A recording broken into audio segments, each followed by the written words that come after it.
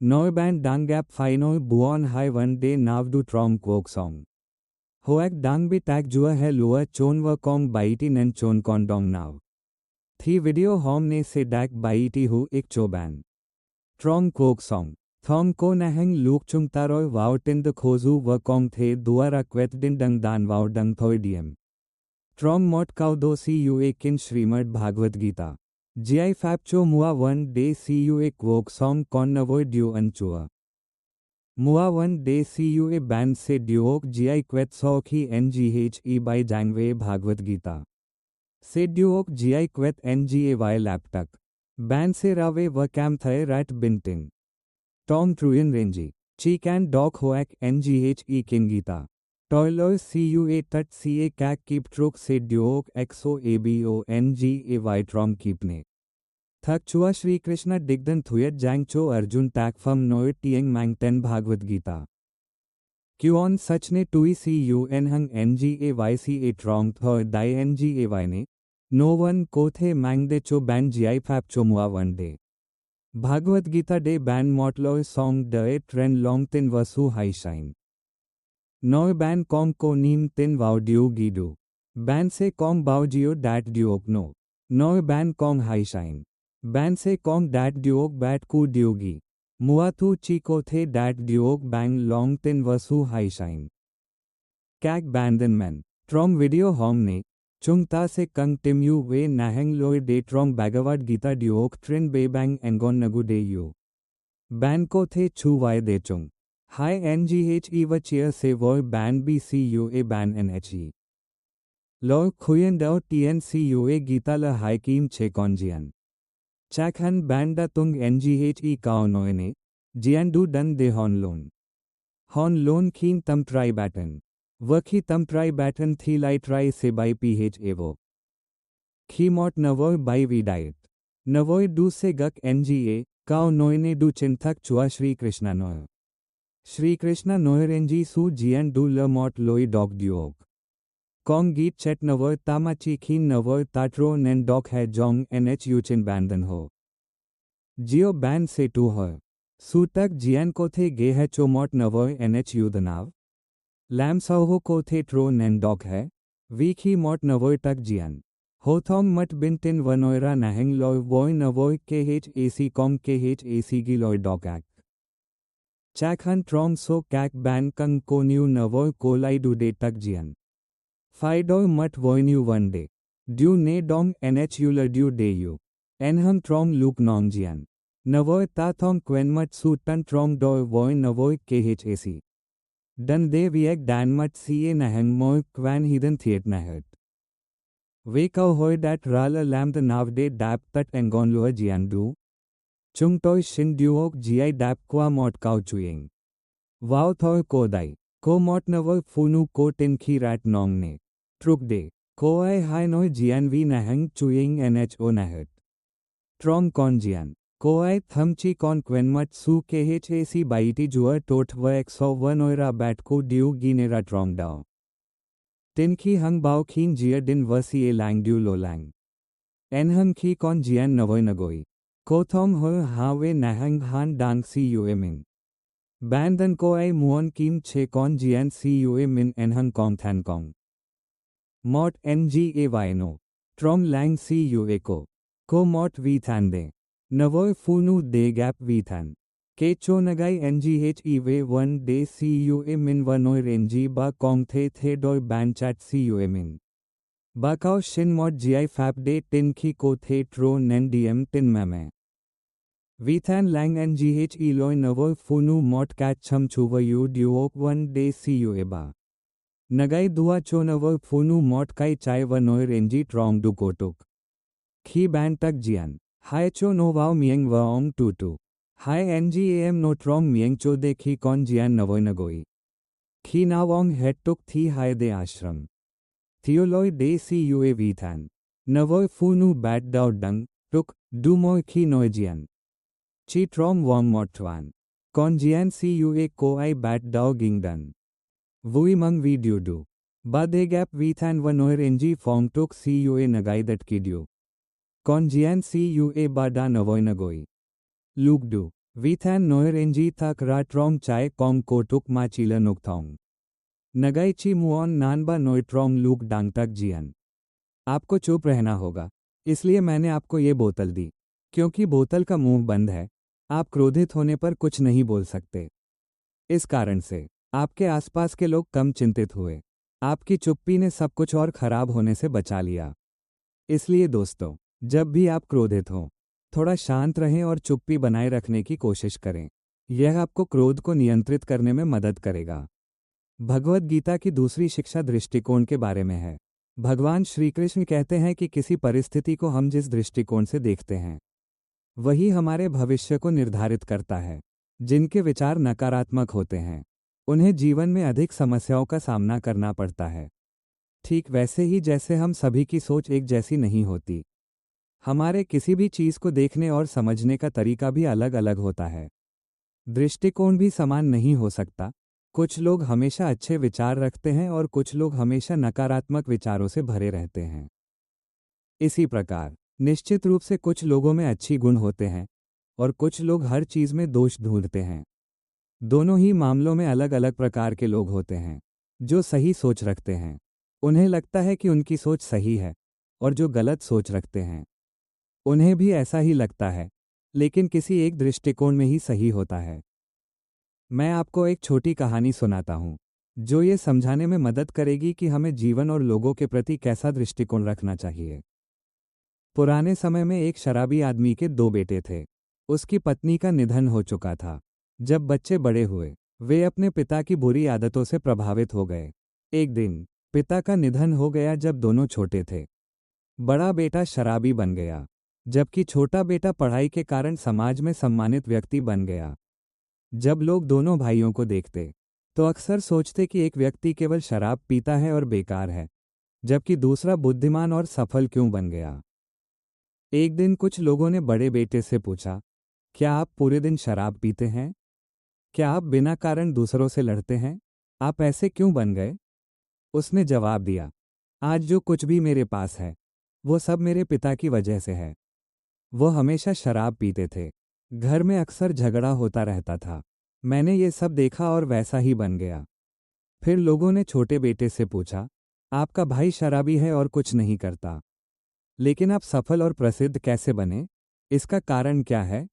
छोटे बेटे ने उत्तर दिया, मैं आज जिस स्थिति में हूँ, वह भी मेरे पिता की वजह से है। मेरे भाई ने अपने बुरे आदतों के लिए पिता को दोषी ठहराया। मैं शुरुआत से ही यह सोचता था कि मैं अपने पिता की तरह शराबी नहीं बनना चाहता। मैं किसी को नुकसान नहीं पहुंचाऊंगा।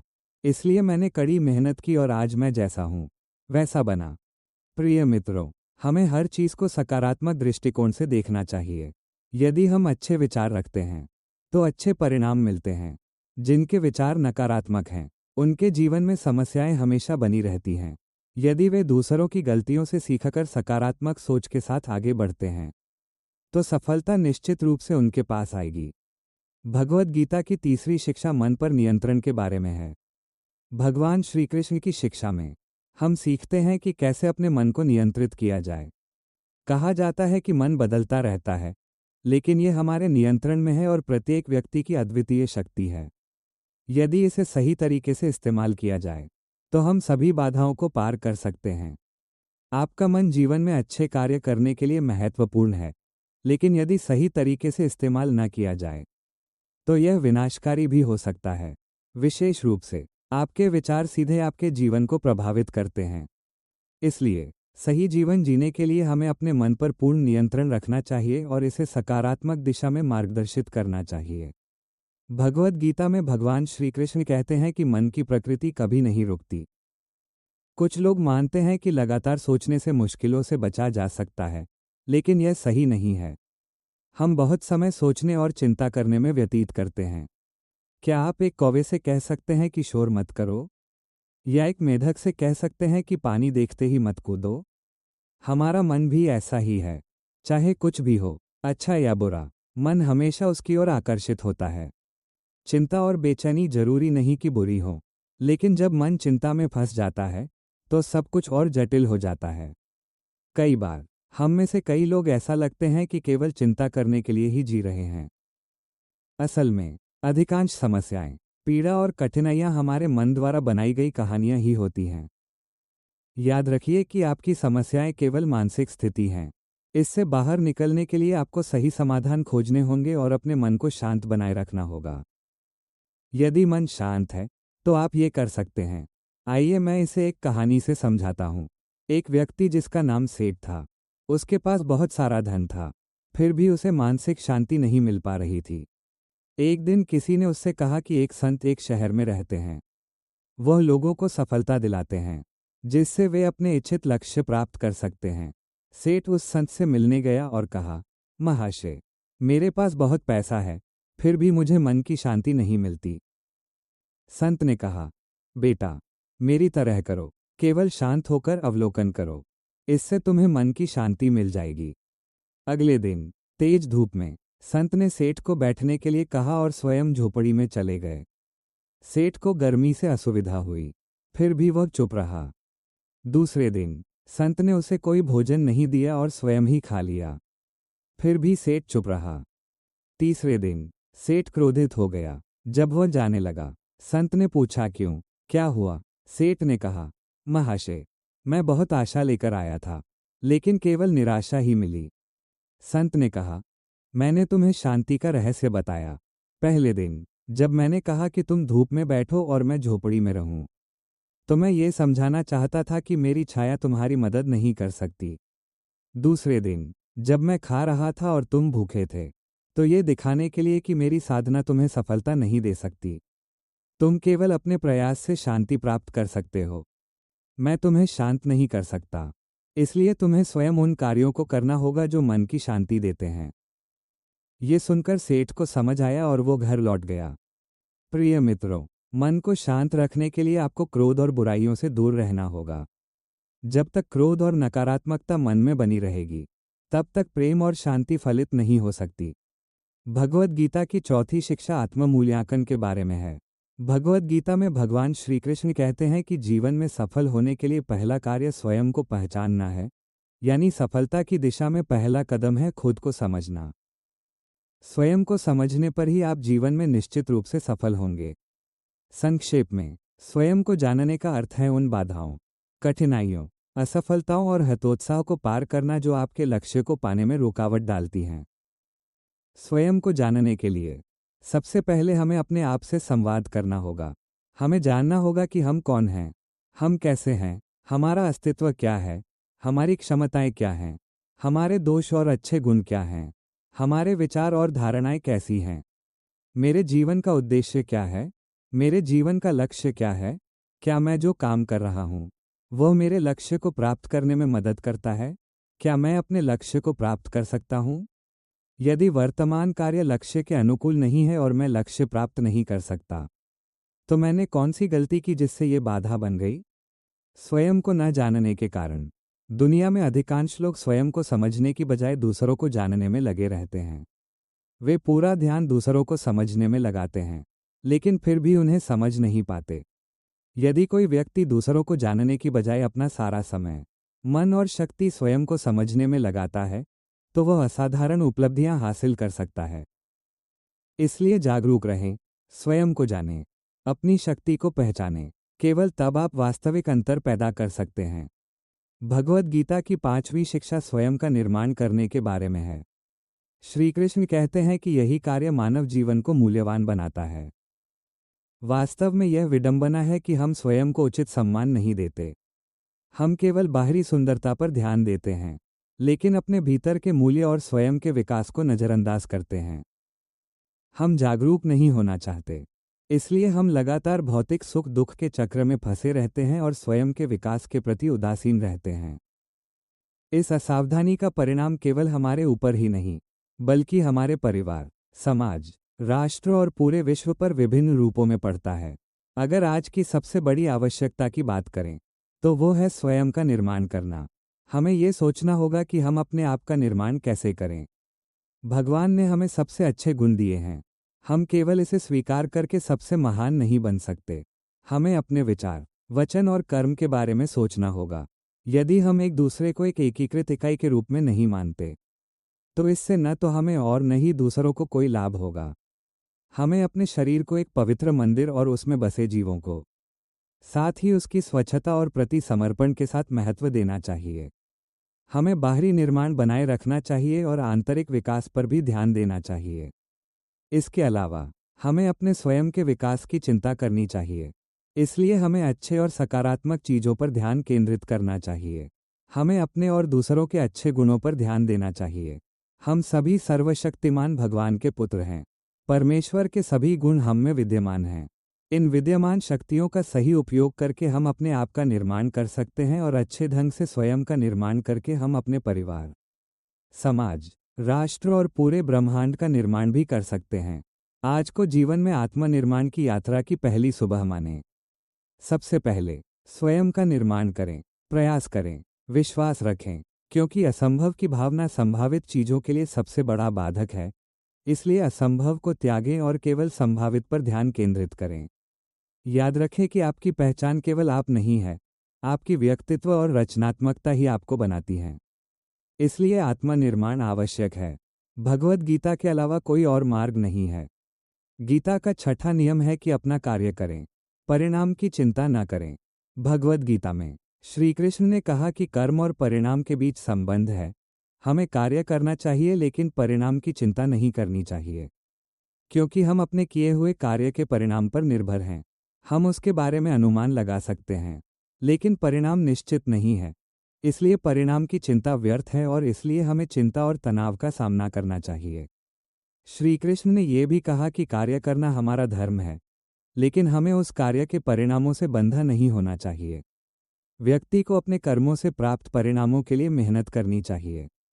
चिंता के कारण हम अपने कर्तव्य को पूरा नहीं कर पाते और परिणाम की प्रतीक्षा करते हुए अपने कार्य को भूल जाते हैं। श्री कृष्ण कहते हैं कि जब हम कार्य करें तो हमें उत्साह और दृढ़ संकल्प के साथ करना चाहिए, जो एक सफल जीवन की ओर ले जाएगा। अब मैं इसे एक कहानी के माध्यम से स्पष्ट करूंगा। पुराने समय में एक राजा अपने प्रजा के प्रति बहुत सजग था। वह नियमित रूप से उनका निरीक्षण करता, उनकी समस्याओं को सुनता और समाधान खोजने की कोशिश करता। कर्तव्य के प्रति समर्पण की चर्चा पूरे राज्य में फैल गई। एक दिन जब राजा अपने राज्य का निरीक्षण कर रहे थे, तो उनके कुर्ते का एक बटन टूट गया। इसे देखकर राजा तुरंत मंत्री को बुलाया और आदेश दिया कि गांव में एक कुशल दर्जी को ढूंढकर बटन सिलवाया जाए। मंत्री ने तुरंत एक दर्जी खोजा और उसे राजा के पास लाया। राजा ने पूछा, क्या तुम मेरे कुर्ते का बटन सिल सकते हो? दर्जी ने कहा कि यह बहुत आसान कार्य है। उसने अपनी जेब से सुई और धागा निकाला और बटन सिल दिया। राजा बहुत खुश हुए और पूछा, मैं तुम्हें कितना भुगतान करूं? दर्जी ने कहा कि इतनी छोटी सी चीज के लिए वो पैसा नहीं ले सकता। राजा फिर भी भुगतान पर अड़ गए। दर्जी ने सोचा कि चूंकि यह एक छोटा कार्य है, इसलिए वो केवल 2 रुपये मांगेगा। लेकिन डर गया कि राजा इसे बुरा मान सकते हैं, इसलिए उसने कहा, आप जो देना चाहें दे दें। इसे सुनकर राजा ने अपने दर्जी को 2 गांव भेंट किए ताकि उसकी स्थिति के अनुसार पुरस्कार उचित हो। दर्जी तब समझा कि पहले वो केवल 2 रुपये मांगने वाला था, लेकिन अब वो 2 गांवों का मालिक बन गया। प्रिय मित्रों, हम अक्सर अपनी क्षमताओं के अनुसार सोचते हैं, लेकिन भगवान अपनी इच्छा के अनुसार देते हैं। हम छोटे छोटे चीज़ों के लिए प्रार्थना करते हैं, लेकिन कभी कभी भगवान हमें उससे भी बड़ी चीज़ें देते हैं।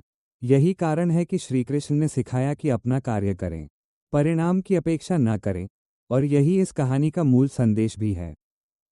भगवद गीता की 7वीं शिक्षा है कि हमेशा लक्ष्य को याद रखें। भगवद गीता में श्री कृष्ण कहते हैं कि किसी भी लक्ष्य को निर्धारित करने से पहले अपने आप से 3 प्रश्न पूछें। प्रश्न करें, पहला, आप ये कार्य क्यों करना चाहते हैं? दूसरा, परिणाम क्या होगा? तीसरा, क्या आप उस क्षेत्र में सफल होंगे? यदि इन 3 प्रश्नों के उत्तर आपको संतुष्टि दें, तो उस लक्ष्य की दिशा में कदम बढ़ाएं। अपने लक्ष्य को प्राप्त करने की रणनीति किसी को भी न बताएं। उसी दिशा में लगातार प्रयास करें। यदि लक्ष्य प्राप्ति के मार्ग में कोई बाधा आती है, तो डरे नहीं और बीच में हार न मानें। धैर्य के साथ उसका सामना करें और सकारात्मक सोच के साथ लक्ष्य की ओर बढ़ते रहें। याद रखें कि अतीत में क्या हुआ, जरूरी नहीं कि भविष्य में भी वही दोहराया जाए, और भविष्य को आकार देने की क्षमता हमेशा आपके हाथ में है। हमारे आसपास कुछ लोग जल्दी सफल होते हैं और जीवन में उन्नति करते हैं, जबकि कुछ लोग बहुत प्रयास करने के बाद भी तुरंत लक्ष्य प्राप्त नहीं कर पाते। इसलिए यह महत्वपूर्ण है कि सही निर्णय लें कि किस दिशा में बढ़ना है और पूरी मेहनत करें। जीवन में सफल होने के लिए यदि लक्ष्य निर्धारित करने में कठिनाई हो तो इन बातों को हमेशा याद रखें।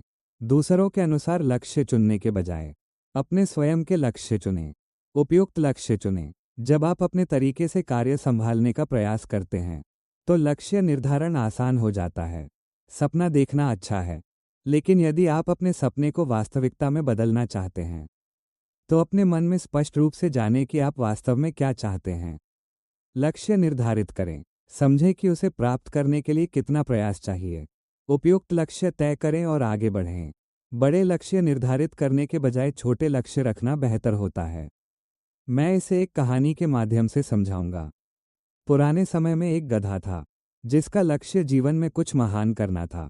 वह ऐसा कुछ करना चाहता था जिससे लोग उसे उसकी मृत्यु के बाद भी याद रखें। लेकिन वह एक मालिक के लिए काम करता था। उस मालिक का लक्ष्य अपने क्षेत्र में सबसे बड़ा व्यापारी बनना था। लक्ष्य प्राप्त करने के लिए मालिक दिन रात काम करता और गधे की पीठ पर बहुत भारी माल रख देता ताकि अधिक लाभ कमाया जा सके। इसलिए गधा हमेशा डरता रहा कि वो काम में असफल हो जाएगा और मालिक को छोड़ने का साहस नहीं करता। उसने अपना जीवन दूसरों के लक्ष्यों को पूरा करने में बिताया। जब गधा बूढ़ा हो गया, मालिक उसे जंगल में मरने के लिए छोड़ गया। मरते समय उसने अपने जीवन पर विचार किया और सोचा, अगर मैंने कभी प्रयास किया होता तो शायद जीवन अलग होता। शायद यदि साहसिक होता तो आज मैं कहीं और होता। अंत में गधा पछतावे के साथ मर गया। आधुनिक जीवन में भी कई लोग ऐसे ही हैं। वे अपने लक्ष्य पर ध्यान देने के बजाय अपना सारा समय और शक्ति दूसरों के लक्ष्य के लिए लगाते हैं। उन्हें भारी कार्य के बावजूद संतोष महसूस होता है। यदि हम स्वयं के बारे में न सोचें और अपने लक्ष्यों को प्राप्त करने के लिए प्रयास न करें तो हम अपनी इच्छानुसार जीवन नहीं जी पाएंगे। इसलिए जितना जल्दी हो सके अपने लक्ष्य पर कार्य करना शुरू करें। यदि आप इस गधे की तरह पछतावा नहीं करना चाहते तो अपने लक्ष्य के बारे में सोचें और आगे बढ़ें। जब हम पर्याप्त साहस रखते हैं और अपनी जीवनशैली शुरू करते हैं तो बाधाएं डरावनी नहीं रहती। कोई गारंटी नहीं है कि हम 100% लक्ष्य प्राप्त करेंगे, लेकिन कम से कम हम ये पछतावा नहीं करेंगे कि हमने प्रयास नहीं किया। इसलिए अपनी क्षमता को पहचानें और लक्ष्य को पूरा करें। भगवद गीता की 8वीं शिक्षा है वर्तमान में पूरी तरह से जीना सीखना। भगवद गीता में कहा गया है कि मनुष्य अक्सर अतीत से डरता है और भविष्य को लेकर चिंतित रहता है। इससे व्यक्ति स्वतंत्र रूप से नहीं जी पाता और मानसिक असंतुलन भी उत्पन्न होता है। हमें यह नहीं भूलना चाहिए कि अपराध बोध और चिंता स्वाभाविक भावनाएं हैं, लेकिन उनमें लिप्त होना उचित नहीं है। यही सोच मन को अस्थिर बनाती है। इसलिए हमें अपने विचारों का विस्तार करना चाहिए और अतीत में नहीं उलझना चाहिए। वर्तमान ही सबसे महत्वपूर्ण है। हम अतीत को नहीं बदल सकते और भविष्य केवल कल्पना है। वर्तमान क्षण ही हमारी वास्तविकता है और यही वर्तमान भविष्य का निर्माण करेगा।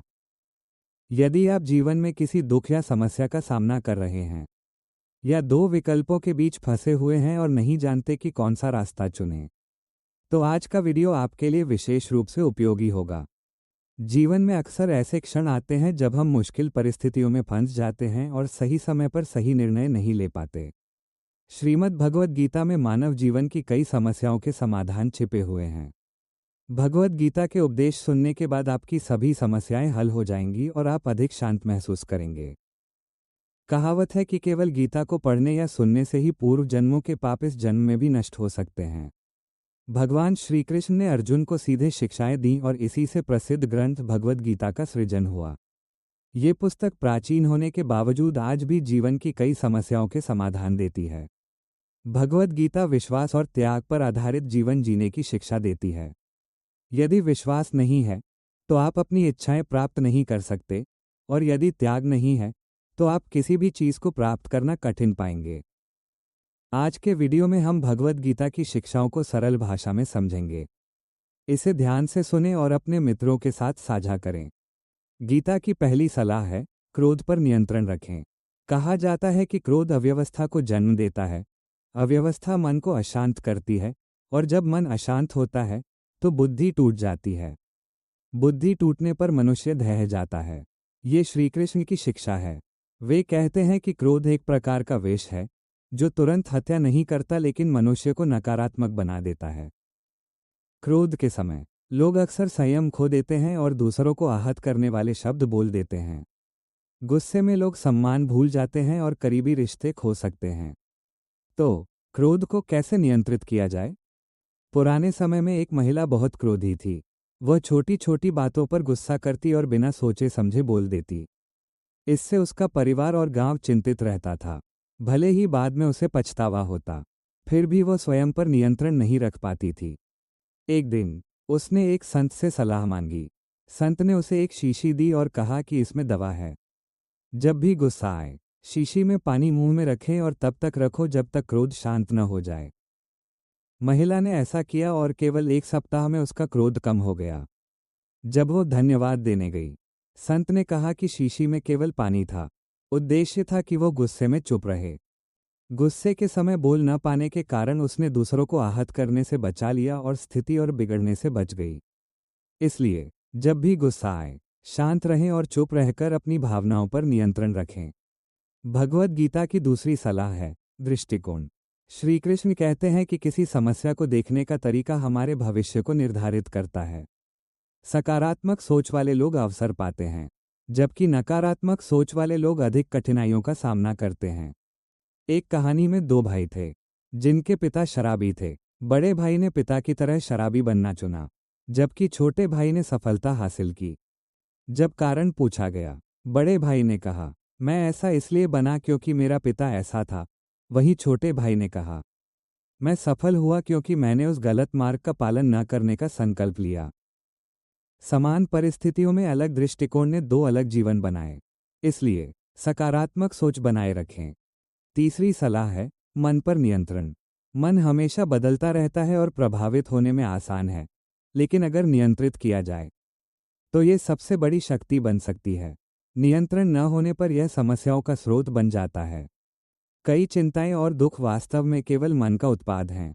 इसलिए मन को शांत रखें और बुद्धिमानी से समाधान खोजें। एक कहानी है, एक अमीर व्यक्ति था पर उसका मन शांत नहीं था। उसने एक ऋषि के पास गया। ऋषि ने ज्यादा न समझाया बल्कि उसे असुविधाजनक परिस्थितियों से गुजारने दिया। फिर उसने समझा कि शांति बाहर से नहीं बल्कि स्वयं से आती है। जब तक आप स्वयं को नहीं बदलते, कोई आपकी आत्मा को शांत नहीं कर सकता। चौथी सलाह है स्वयं का आत्मबोध। सफलता के लिए पहले स्वयं को समझें। आप कौन हैं? आपकी ताकत और कमजोरियां क्या हैं? आपके लक्ष्य क्या हैं? कई लोग दूसरों को जानने में समय बिताते हैं लेकिन स्वयं को नहीं समझते। यदि आप स्वयं के विकास पर ध्यान दें तो आप महान चीजें प्राप्त कर सकते हैं। पांचवी सलाह है स्वयं का निर्माण। हमें केवल बाहरी रूप नहीं बल्कि आंतरिक विकास की भी चिंता करनी चाहिए। अपने विचार, शब्द और कर्म को प्रशिक्षित करें। हर व्यक्ति में अच्छे गुण हैं। सही ढंग से उनका विकास करके हम स्वयं, परिवार और समाज को बेहतर बना सकते हैं। छठी सलाह है परिणाम की चिंता किए बिना कार्य करें। श्री कृष्ण कहते हैं कि हम केवल कर्म पर नियंत्रण रख सकते हैं, परिणाम पर नहीं। इसलिए अपने कार्य में पूरी मेहनत लगाएं। एक कहानी में दर्जी ने एक छोटा काम किया और पुरस्कार की अपेक्षा नहीं की। अंत में उसे अपेक्षा से अधिक इनाम मिला। ये दिखाता है कि पूरी मेहनत करने पर अच्छे परिणाम अप्रत्याशित रूप से आते हैं। सातवीं सलाह है सदैव लक्ष्य को याद रखें। लक्ष्य निर्धारित करने से पहले पूछें, क्यों कर रहे हैं? परिणाम क्या होगा? और क्या आप सक्षम हैं? यदि उत्तर संतोषजनक है तो लक्ष्य की दिशा में प्रयास करें। भीड़ का पीछा न करें बल्कि अपने अनुसार रास्ता चुनें, अन्यथा आप दूसरों के लक्ष्यों को पूरा करने में जीवन व्यर्थ कर देंगे।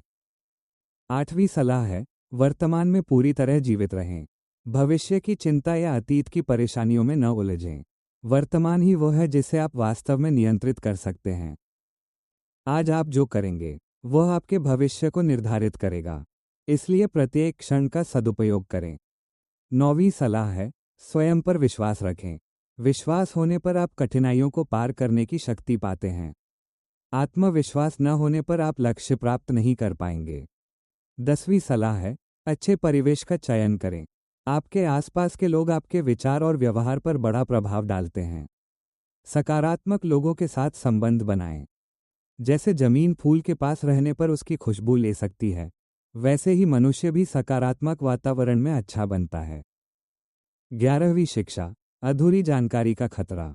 श्री कृष्ण कहते हैं कि आधे अधूरे ज्ञान वाले भी किसी विषय को आसानी से समझा सकते हैं, लेकिन ब्रह्मा भी उसे पूर्ण रूप से नहीं समझा सकते। अधूरी जानकारी खतरनाक है। एक कहानी है, एक व्यापारी का व्यापार फल फूल रहा था।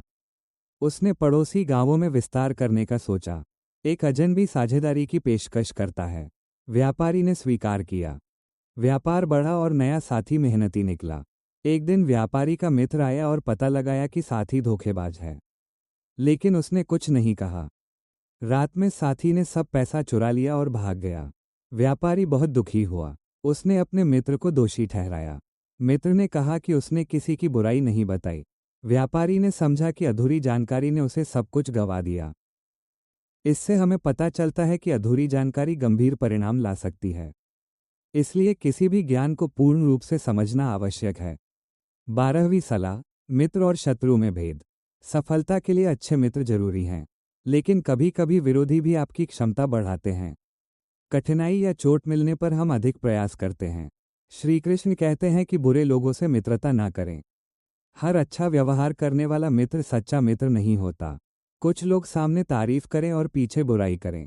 ऐसे लोग शत्रु से भी अधिक खतरनाक हो सकते हैं। एक कहानी में राहुल और केशव मित्र थे। एक बार राहुल ने केशव को थप्पड़ मारा। केशव ने रेत पर लिखा, आज मुझे अपने मित्र से चोट लगी। कुछ दिन बाद नदी में तैरते समय केशव फिसल गया। राहुल ने उसे बचाया। केशव ने पत्थर पर लिखा, आज मुझे मेरे मित्र ने बचाया। केशव ने समझाया कि बुरी बातें हवा में उड़ने दें, अच्छी बातें हमेशा याद रखें। इससे हमें पता चलता है कि दोस्ती या किसी भी रिश्ते में मतभेद होंगे, लेकिन अच्छे को संजोकर और बुरे को नज़रअंदाज करके संबंध मजबूत बन सकते हैं। एक मित्र कैसे आपके साथ बहस कर सकता है? एक तरफ आप उसकी गलतियों को नज़रअंदाज करते हैं, दूसरी तरफ आप हमेशा उन अच्छी चीज़ों को याद रखते हैं जो उसने की हैं। भगवद गीता की 13वीं शिक्षा ये है कि हमें हमेशा अपने कर्तव्य के अनुसार कार्य करना चाहिए। यदि कोई बच्चा छात्र है तो उसे केवल पढ़ाई पर ध्यान देना चाहिए। सैनिक को देश की रक्षा करनी चाहिए। राजा को प्रजा की रक्षा करनी चाहिए। माता पिता को अपने बच्चों से प्रेम करना चाहिए। बच्चे को बूढ़े माता पिता की सेवा करनी चाहिए और शासक को सही तरीके से शासन करना चाहिए। हर व्यक्ति को अपने कर्तव्य का पालन करना चाहिए। इस प्रकार समाज में हमेशा संतुलन बना रहेगा और समस्याएं नहीं होंगी। भगवद गीता का 14वां नियम अहंकार और घमंड के बारे में है। श्री कृष्ण कहते हैं कि अधिकांश लोग अपने अहंकार के कारण नष्ट हो जाते हैं। अहंकार और भ्रांति व्यक्ति को सफलता की ओर आगे बढ़ने नहीं देते, क्योंकि स्वार्थी व्यक्ति की दुनिया केवल उसी से शुरू होती है और उसी पर समाप्त होती है। चाहे किसी ने कितना भी ऊंचा पद प्राप्त कर लिया हो, सफलता से घमंड नहीं करना चाहिए। घमंडी व्यक्ति अक्सर अकेला रहता है और उसे कोई पसंद नहीं करता। इंसान को आम के पेड़ की तरह होना चाहिए। जितने अधिक फल होंगे, उतनी ही शाखाएं झुकी रहेंगी। असली सफलता विनम्रता के साथ आती है। आप अपने ऊपर गर्व कर सकते हैं, लेकिन घमंड नहीं करना चाहिए। गर्व वो संतोष है जो सफलता प्राप्त करने पर मिलता है, जबकि घमंड वो है जब सफलता आपको दूसरों को नीचा दिखाने के लिए प्रेरित करे। बहुत से लोग सोचते हैं कि वे सब कुछ जानते हैं, लेकिन यही घमंड का संकेत है।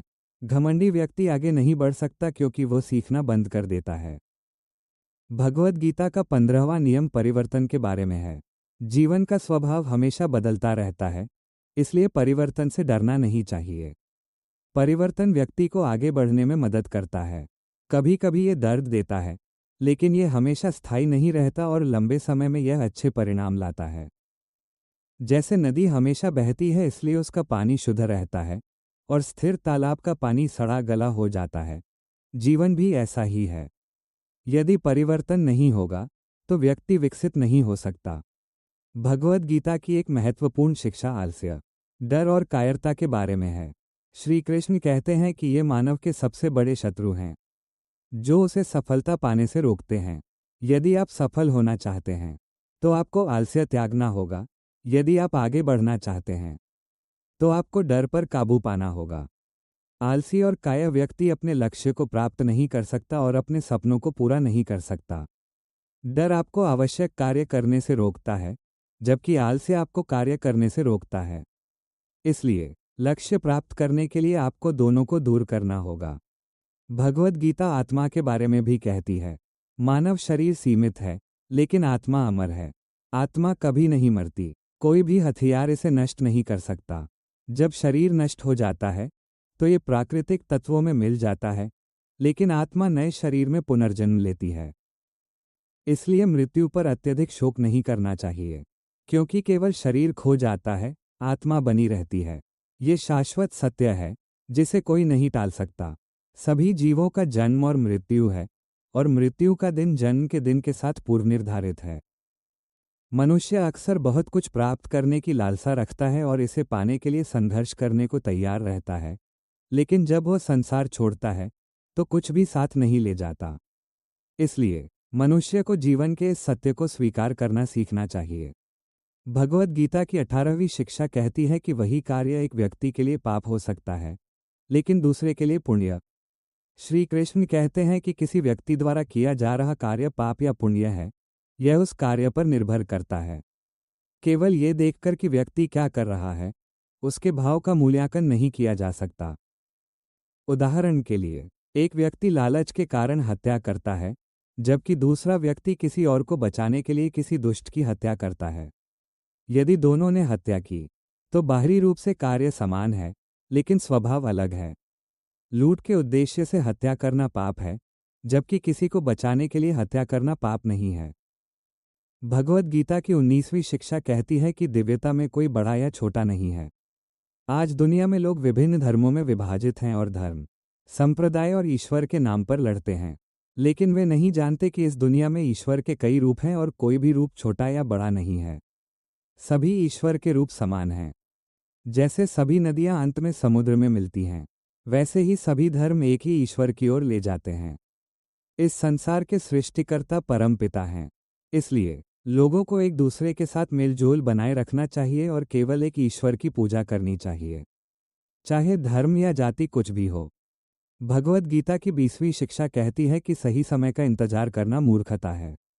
भगवद गीता में श्री कृष्ण ने अर्जुन से कहा कि कार्य करना शुरू करो, कोई भी समय पूर्ण नहीं होता। जब कोई व्यक्ति कार्य शुरू करता है, वही उसके लिए सही समय होता है।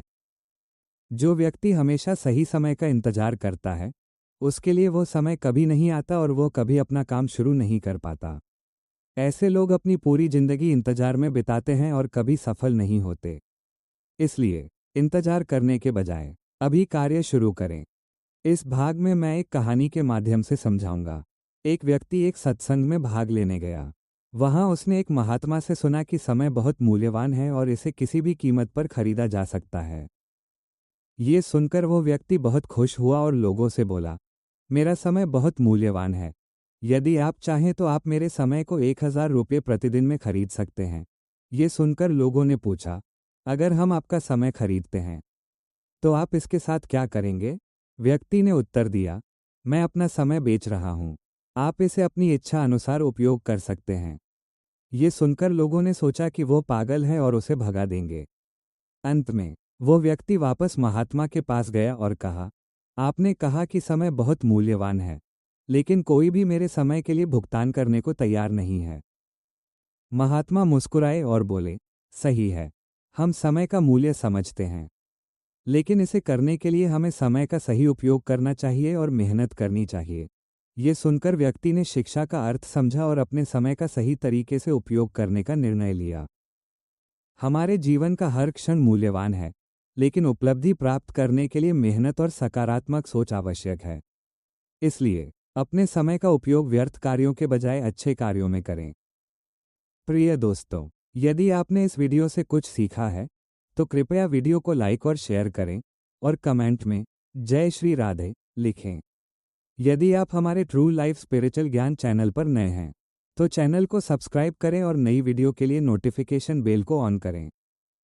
धन्यवाद। जय श्री राधे कृष्ण।